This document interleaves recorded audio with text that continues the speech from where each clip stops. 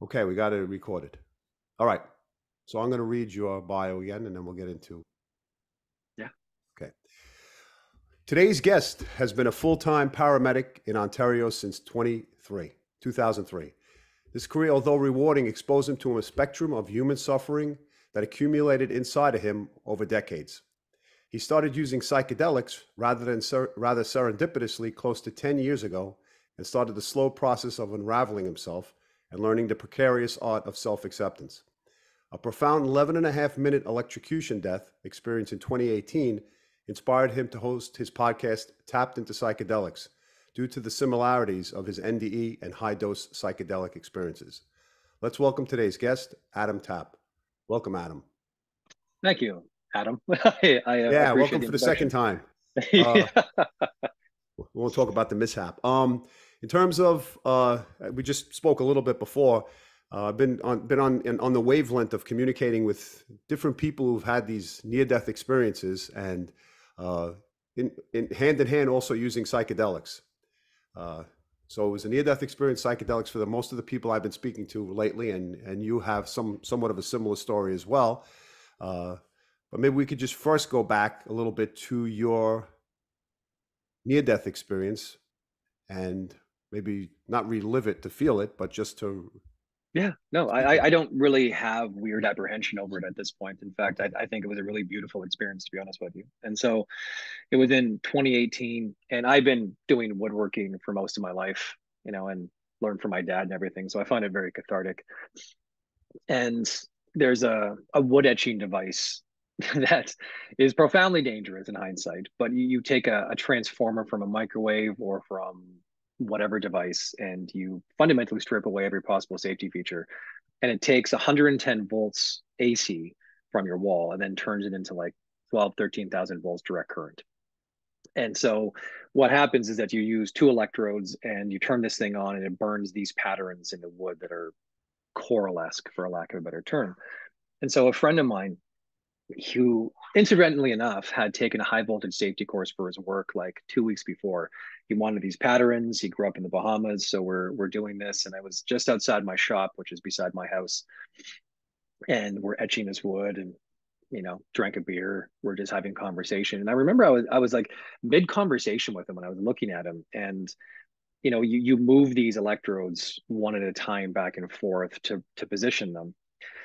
And I had one, and it was really humid, and I think maybe it arced into my hand or something, because I was like finishing a sentence, and all of a sudden it was like someone just flipped a switch, and I didn't even know what was going on at first. It was just incredible amounts of pain, like beyond any comprehension.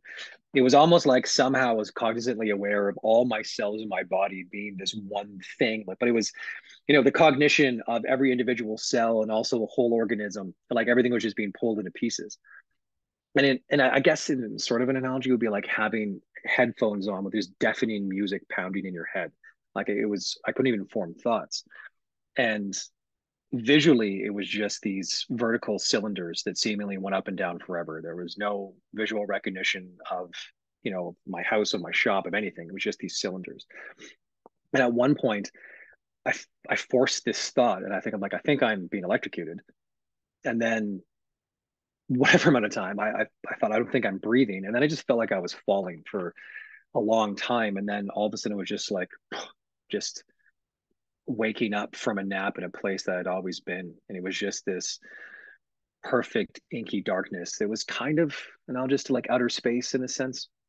And I wasn't Adam, I wasn't alive, I wasn't dead. There was just raw awareness. It was perfect. Like it was, if there's a way that you can state, you know, a notion of just being completely content, that was basically it. It was just perfect. I was just existing. And I remember, and this is a weird thing to remember, like, we have two eyes in the front of our head. They look forward, they find a point. That's, we get depth perception. But it was like I was seeing out from a single point spherically and acknowledging, like stars and gas clouds in the distance and stuff. And I just was there. And, at some point, I started feeling this frequency washing through me. It was like, whoa, whoa, whoa. And it was this like gasoline on water, like opulescent. And it was interacting with me. And it was like a juxtaposition of emotions and images, and I didn't quite understand what was going on, but the gist was like that this is okay, everything's okay. And I felt comforted, and I felt myself being pulled into this and just separating, like my entire awareness and consciousness just being pulled into pieces and becoming everything. And then all of a sudden in this process, I just started being electrocuted. And so in hindsight, I got defibrillated twice. I was in a ventricular fibrillation arrhythmia, which is basically your heart is just spasming in a relatively unproductive fashion. And so they defibrillated me, which takes zero point 0.5 seconds. But whatever space I was in, it seemed like this prolonged electrocution. And then all of a sudden, I became very aware that I'm Adam, I'm dead, I'm in space, which is interesting. And I'm just there. And now, like, I don't have a body. I'm just like aware of my egoic like identity of Adam, just floating in space. And it was kind of alarming. And I was there for a long time. And I was fighting with myself about this experience. And then finally, I just sort of surrendered to it in the sense of like, well, this is my experience. And then I started being electrocuted again, which obviously was my second defibrillation, but I didn't understand. And then all of a sudden I felt myself being pulled or maybe sucked perhaps. And I think I was at one point aware of being in my body. I think I'd smelled burnt flesh. My finger had been burned off and I had third-degree burns on my hands. And then I was in a coma for about probably 6, 7 hours or something. And people were concerned that I was brain dead, which is reasonable. I had like 12,000 volts passing through my chest and, head and everything. And I remember like coming to, and I just opened my eyes, and I'm a paramedic, I'm familiar with the ICU, and I kind of knew where I was, and I kind of had an idea of what happened, but I remember they extubated me, they pulled a tube out of my lungs, and I had a couple good coughs, and I remember asking like, how long has it been? And if someone had told me it's been like 10 months, 5 years, it would have made complete sense. And in reality, it probably had been like 9, 10 hours. And so I'm lying there and I'm just so hyper aware of myself. Like, my smell, like, we're primates. Every mammal has, glands that produce pheromones, and those pheromones are like sort of proto communication mechanism that we generally ignore these days, rather consciously. But I was so hyper aware of my smell. Like it just was just overwhelming, and breathing and just being physically in this. And I felt like I've just been downgraded from this Cray supercomputer to this Commodore 2000 16-bit pixelated monkey suit. Wow. And it took a while to actually sort of become okay with being in this body again. And I even remember like, saying to my wife, I think it was one day, like a couple weeks in after the experience, and I kind of was like, this isn't real. And she was like, that's an alarming statement to hear from your spouse. But it was just kind of like, this just didn't feel real. This felt like the dream, and then that was real. You know what I mean? And I felt like this whole reality that we exist in was a dream or temporary, and that experience felt so real. It Right. was like viscerally real to the core of my being. And it took a little bit to sort of just be like, yeah, well, this is what's going on right now, and that's okay. As And yeah, as a layman paramedic, let's say not yourself, but somebody you would work with. Generally speaking, medically, a person who you would encounter in such a condition, you would consider to be dead or would have died. well, that's an interesting statement, right? Because death is a very series of processes. It's Right. not just you're dead. And so, once your heart stops pumping effectively, you stop getting oxygenated blood to your brain and throughout your body, then your body starts getting hypoxic, and then you start going through these processes of things shutting down. And you still have neurological activity long after people are technically pronounced dead, right? And so, was I in the stages of death? Yeah, that's a very accurate statement. My wife's a cardiac nurse. She knows how to do CPR. They dislocated all my ribs, so they were effective at that. And so basically, whatever oxygen was left in my blood, they were circulating it around to my organs that obviously require that. And so, although I talked to the one of the ICU doctors when I was still in obviously the ICU, and I kind of was like, how do you know I was dead? And he was like, no, you were dead. You had your blood values were all over the place. Your phosphate was elevated. Your magnesium was in was in the boots. And so all these processes were occurring in my body that would indicate a process leading towards eventual death, you know. And so when people say dead, it's like, well, if someone was truly dead, then you wouldn't be having a conversation with them, right? Yeah, yeah. So Yeah, yeah. when you speak to a person who's on a path of understanding what you experienced, we obviously go up a deeper way of thinking, um, metaphysically and maybe spiritually. And in your perspective, why do you think this happened, and how do you think you survived, other than using medical terminology?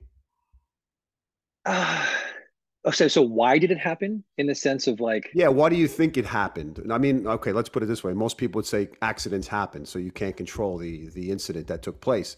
But you know, after me interviewing many people who have had near death experiences, there's always usually a profound point in their life where they're either on the wrong path of life or they're supposed to be reminded of something profoundly. it's interesting as you say that because I was talking to a friend of mine like I don't know 6 months after, and he kind of looked at me and he was like, "Did you do that intentionally?" And I was I was taken aback and I was like, "No," but then I thought about it and I'm like, I don't, I'm generally very cautious with everything that I do in like in my shop and working with stuff like this. The whole process, it seemed choreographed. You know what I mean? And I say choreographed so loosely, but it just, like, as you alluded to before, like I've been doing psychedelics for like, a decade now and had been using them quite significantly before and had experiences that very much paralleled this.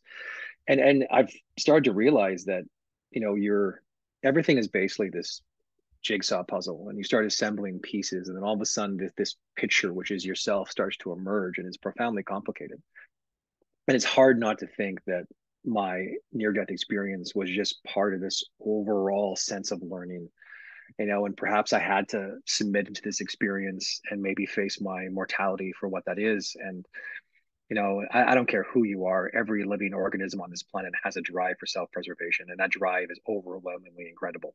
Right, right. We will fight and kick to remain alive and it takes a lot of self-awareness to submit and go gracefully into the night, so to speak. And so I don't know, I think that was just part of letting go.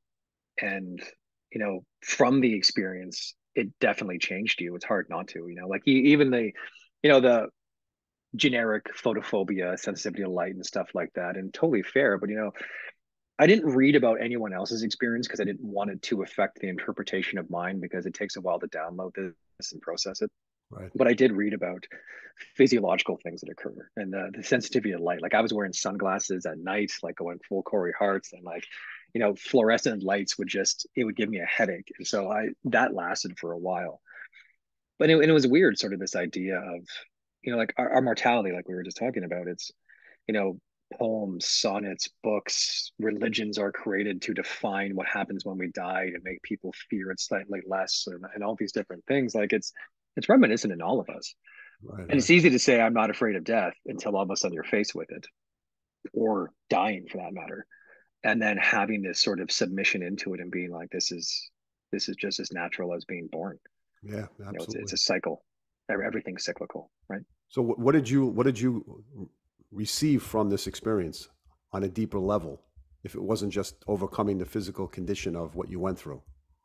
A deep sense of calmness. You know what I mean? Like we tell ourselves our whole life that it's going to be all right.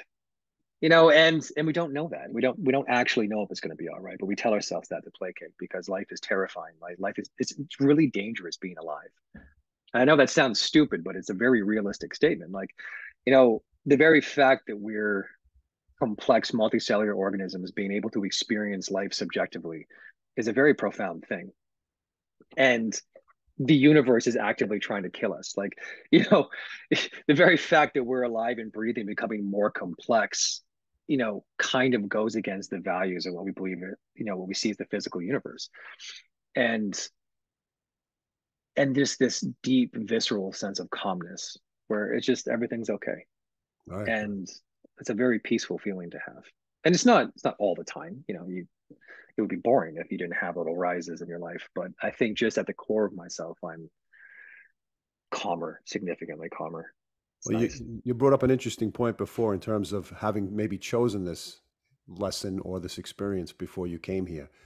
The process of reincarnation, as many people believe, in terms of our souls evolving into each lifetime, having a new lesson to take on or to learn or to expand upon. And many times, like your experience and other people's experiences, without that friction or without that profound, maybe brick instead of a feather hitting you, there wouldn't have been a significant change of self acceptance or maybe surrendering, as you said before. And yet, you've experimented with psychedelic drugs, which have given you similar experiences in terms of, well, maybe you can speak about Yeah, no, that's fair. this. I like I said, I've been a paramedic for a long time, and it's funny. Like you see these horrible things, and then I think as a coping mechanism, you simply just divert them. And as a paramedic, our job, as far as I'm concerned, is to provide order in chaos. You show up to a car accident, and there's people dead and dying. People are generally very emotional and freaking out, for lack of a better term. And we come and we organize a situation, and we remove these people from the situation and take them to the hospital. And it's chaotic. It's extremely chaotic. And you don't have an opportunity to process any of this yourself because you're in this mode of professionalism where you're just organizing and compartmentalizing things. And so for me anyways, I would just push everything down.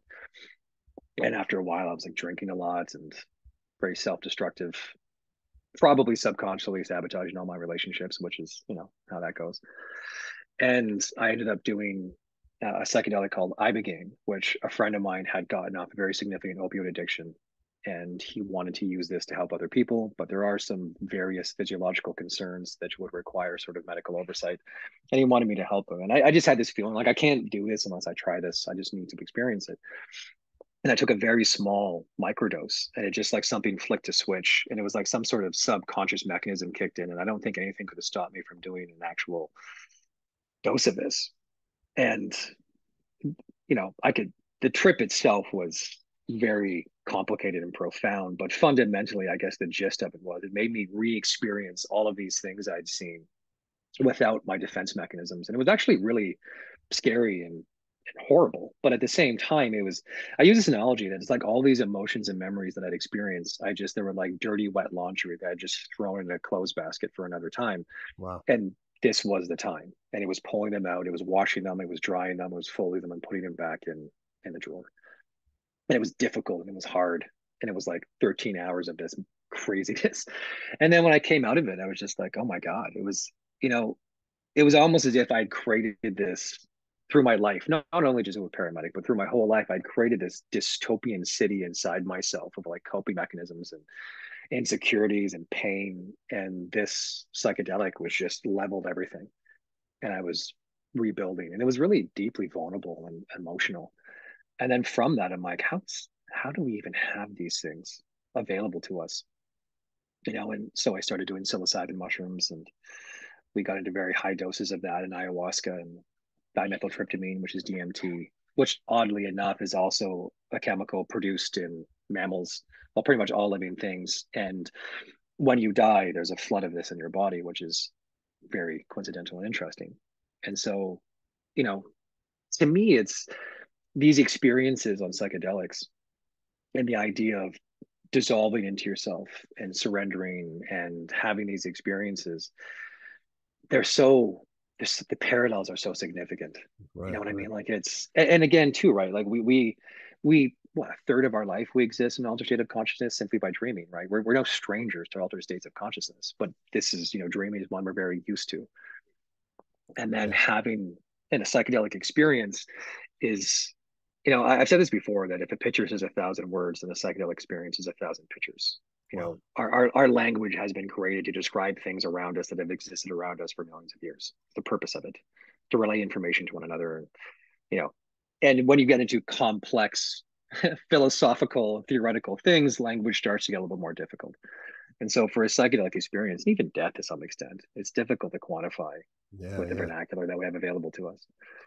We spoke about somebody else I interviewed who had a near-death experience, and the main theme was surrendering. Do you think that the psychedelics prepared you to surrender for the experience that would take place when you got A electrocuted? hundred. 100%. Maybe you could It's, elaborate on that. Yeah. well, look at it this way, like, we're all white knuckling life. You know what I mean? Like, whether we acknowledge it, you know, consciously or whatever, we are all white knuckling life. And a part of that too is like we're biologically programmed to be fearful primates. Like these carefully manicured lives that we live in with our food supply and housing and sense of security and political structures and our own little Right. tribes that we exist in. Like it's a carefully manicured to make us feel safe, but the vast majority of our life has been kind of hard. We've been prey animals for quite some time. Even our ancestors, you know what I mean, they fled to the trees to avoid being prey, and that didn't change all that much. You know what I mean? And like we developed tools and complex organizations and structures and religions, but at the end of the day, like, whether it's Black Plague or Mongol hordes or whatever, life is fundamentally dangerous. And we're biologically programmed to be that way because if we don't recognize the threats around us, then most likely we won't perpetuate our genetics. And Yeah. so, we have this fearness in us, like a gazelle in the Serengeti, this timidness and skittishness. But yet we live in these lives where everything seems to appear safe. You know what I mean? And like we white knuckle everything, whether we acknowledge it or not. We're all terrified of everything, whether it's death, whether it's not being accepted, not being loved, or whatever. Yeah. Yeah. And surrender is simply just letting go and acknowledging that it's okay. And that is a really difficult thing to do. So now, after this experience, of this near-death experience itself, have you developed any specific types of specific gifts, greater sensitivity, more insight? Yeah. Well, here's the thing too, right? Like empathy is a very interesting thing. Like I think I'm more in tune to why people do things. You know what I mean? Like before is like, oh, someone's being an asshole just because they're an asshole. It's like, well, no. Why, why is someone behaving in this way? What has happened in their life? What are they currently undergoing? What stresses in their life are causing them to be this way? And I feel like I'm more significantly in tuned into people's emotional states and perhaps just very empathetic about how and why people get to the places in life that they are. Yeah. Has your experience had an impact on your parents' behavior in terms of how they see things differently or how you've impacted their perspective or perception? well, well, yeah, their son died, right? Temporarily, however.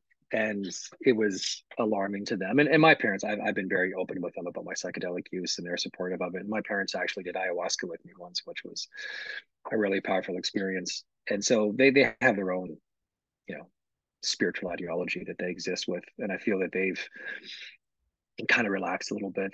I find that there's only really two directions that someone can go after an experience like that, and even the people surrounding you, right? Because a group of people had this experience. Like I died, but everyone else had to deal with the consequences of what that happened. You know what I mean? Like, my wife had to do CPR on her husband. That's my parents got the call that their son was dead and waited in the hospital for hours to see if I was, going to be in a vegetative coma.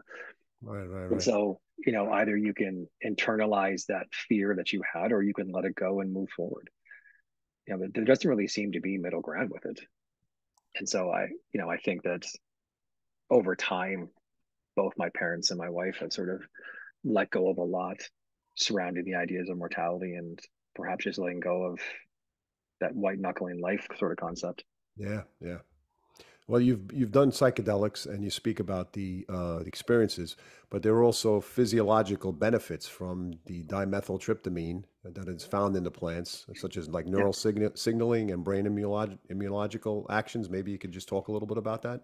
Well, yeah, it's actually really quite interesting. So, everyone has stigma towards psychedelics, and it's predominantly from the war on drugs. There was sort of, you know, Reagan era, just say no, started with the Nixon administration. And so there's been a fairly comprehensive misinformation campaign. And even when I was in high school and stuff, doing psilocybin mushrooms would make your brain bleed and all these weird things.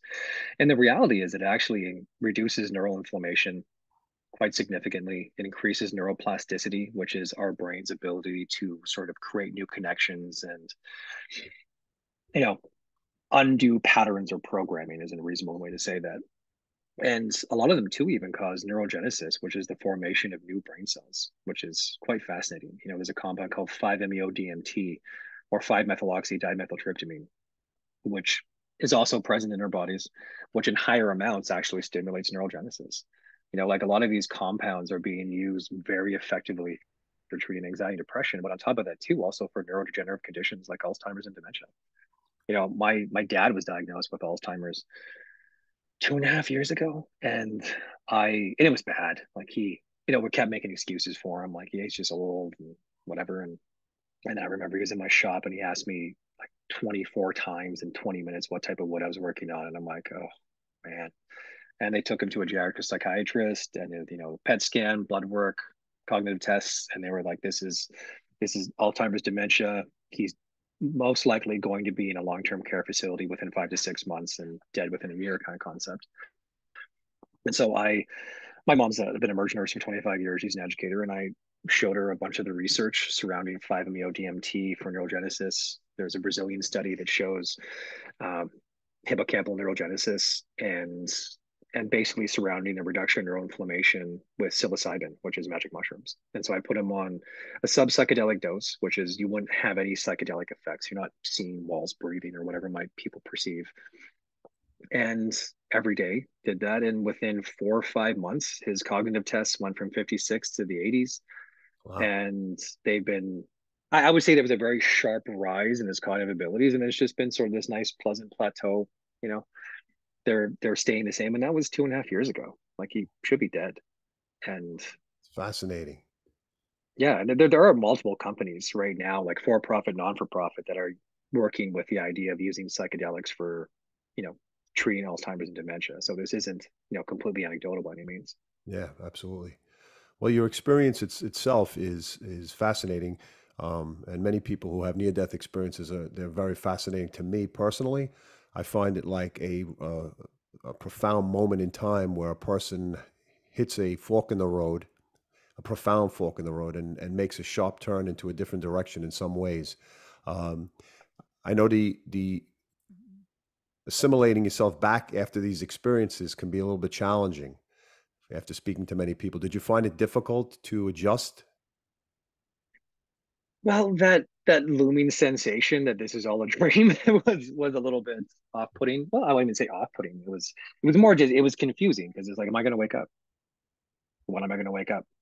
And it's you know, When did you and say and that? over Wh- At what point did you? probably Yeah. well, it was almost like immediately afterwards. I didn't have time to understand and digest the experience. It was probably like within a month or so afterwards, where I just kind of just had this weird feeling inside that like this is a dream. This I'm going to wake up from this and be in that place. And and maybe this is a dream. Maybe I'm going to Yeah, die it's someday and wake up there again, and that's okay. It was more just acceptance, because I think the fundamental thing that I came to was like, well, it doesn't matter that this is a dream or not. It is what it is. This is the experience that we have, and simply just not weighing myself down with things I can't control and stress and all the things. We're all waging a war on ourselves, right? You know what I mean? The vast majority of us hold so much baggage. I always had this thought. It's like, you're born as this, beautiful child of energy, and you're just open to everything. And then slowly you're programmed, right? You're given a name, you're given identities, you accumulate these experiences, good and bad, and you just become programmed. And that's not a bad thing. You have to become programmed to be a social species. You have to become programmed to have identity of self and this level of autonomy that we exist with. yeah, but But sometimes I think people who are programmed, who have the innate characteristics or personality to be leaders or to step out of the matrix, so to speak, hmm, I think they then will be pressured enough by a system that is suppressing them to then bust out of it and be, more profound well, and and that's the thing. You need to be programmed to be unprogrammed, right? right, right, right. You know what I mean? Like, and that programming too. It's Yes, not necessarily good or bad. It's ambivalent to some extent, but a friction. lot of your programming is negative, and you need something significant to sort of shake this up to be a catalyst for change. And when you start deprogramming yourself, it doesn't mean that I cease to be Adam or anything that I am. I just see objectively why I became this way. Yes. The experiences that have influenced me and provided these variety of different lenses in which I behave through, act through, speak through. It's Yeah. incredible. You know what? Self-awareness. Yeah, I'm fascinated at the fact that people like yourself speak about, and maybe you can just elaborate on this, the fact that the psychedelic use itself and the near-death experience that you experienced both seemed more realer than the reality we're talking in right now. Could that be?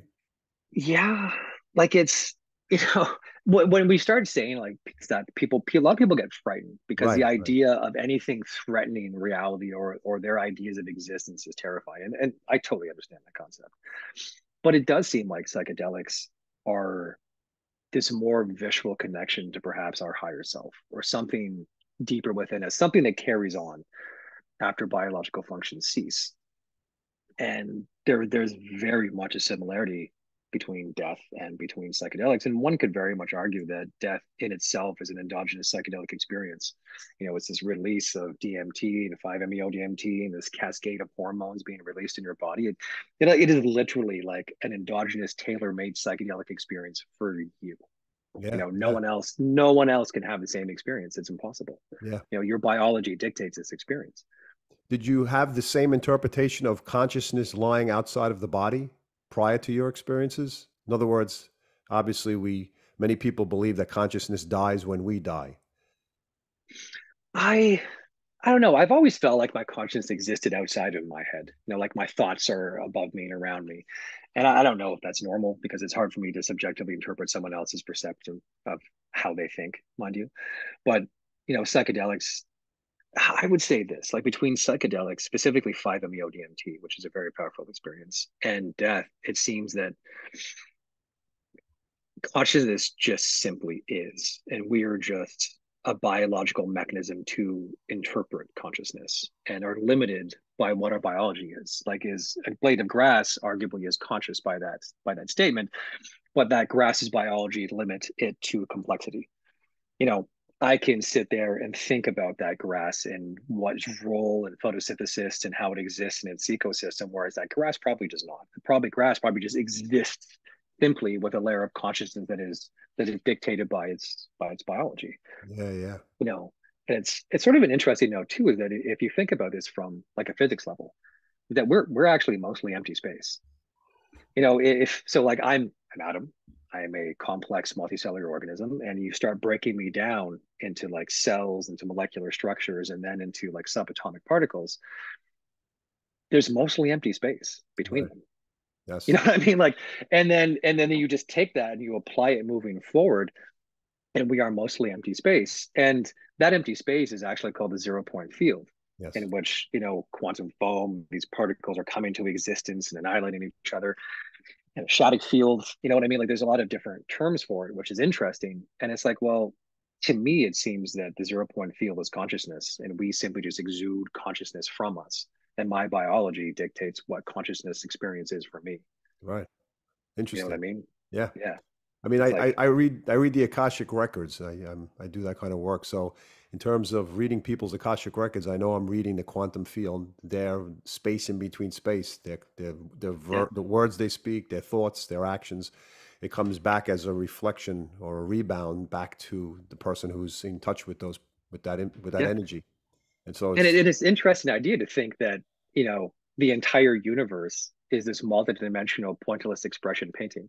The 0 point field is the canvas, and every single molecule is this dot, that's this pointless that's well expression. said. And yeah, and it's sort of a unique thing. And that's not really subjective. That's just it is. We're mostly empty space. Right, right. How did your childhood background or the way you were raised, religiously or not, affect this whole experience? Super. I have a whole bunch to say about this. So, I grew up in Northern Ontario. My family was, I guess, like culturally Irish Catholic and Irish Protestant. And so I had a Protestant side and then, a Catholic guilt. And from a very young age, like Catholicism really turned me off. The guilt and this idea of this anthropomorphic bearded sky daddy watching me masturbate, the whole thing is just horrifying. I don't know why you would, and whatever, that's not going to digress into that. And Protestants, a bit more relaxed, and just these ideas of formulation of be good to one another and everything. But I never really adhered to a specific religious structure. And as I got older, to me, religion's a geographic lottery. It's where you were born. And if I'm born in North America, which inherently is a theocracy, I'm going to be some version of Christianity. If I was born in Iran, I'd be Shia. If I was born in Iraq, I'd be a Sunni. What if I was born in India, I might be a Sikh, I might be a Jain, I might be a Hindu, I could potentially be a Muslim. Like there's all these different things. And to me, religion is just simply a culture's way of expressing the same thing. Everyone is just trying to express the same idea of this higher consciousness that exists through us. And then people just throw a little spin on it, because it's a very difficult thing to understand when you start getting these esoteric ideas of universal consciousness and this genderless epimorphic energy that exists through us. Like it's a difficult thing to explain. So to me, it's like these stories and fables are created that are thrown together in some organized structure that become a religion. And then I think that's fine, but to me, I just feel like I've always had this inherent sense of spirituality. But again, too, right, like it's spirituality in itself is more of a feeling, right? And then you have these experiences and it provides context to spirituality where you're like, no, there's something very viscerally real about this. And it's actually interesting to note that our researcher Rowan Griffith, he worked for Johns Hopkins, and they were sort of taking back up psilocybin and LSD research in the 90s that was all shut down in the 60s. And one of the things they were researching was palliative patients. So people, like, say you have stage 4 lymphoma and you're going to expire soon, and you have justifiable anxiety regarding your mortality. So what they were doing was taking these people and giving them like 3 to 5 grams of mushrooms, of psilocybin mushrooms. And then in these experiences, people would generally, very statistically high likelihood, have a deeply profound spiritual experience that would actually alleviate a lot of their fear of death. And so, if one could argue that religion was created as a mechanism to explain mortality and death, and that psychedelics have such a unique capacity to give people a sense of spirituality, it's hard to think that these things aren't all connected, right?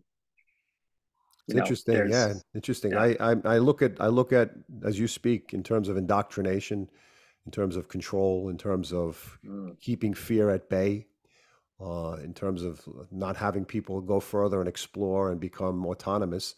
The fact, I had a friend who said to me, I don't understand spirituality and I don't understand religion. And I said, from my perspective, I said, I think religion is inherited. You inherit a religion as you speak about, but if you and it's like inheriting money. You get the money, you didn't work for the money, and you just inherited. So when you go on a path of your own journey and you discover whatever it may be that gives you a sense of support and solace, I think that's spirituality, and that's a person's religion. In terms of you as a parent now, how will this impact your parenting of your child?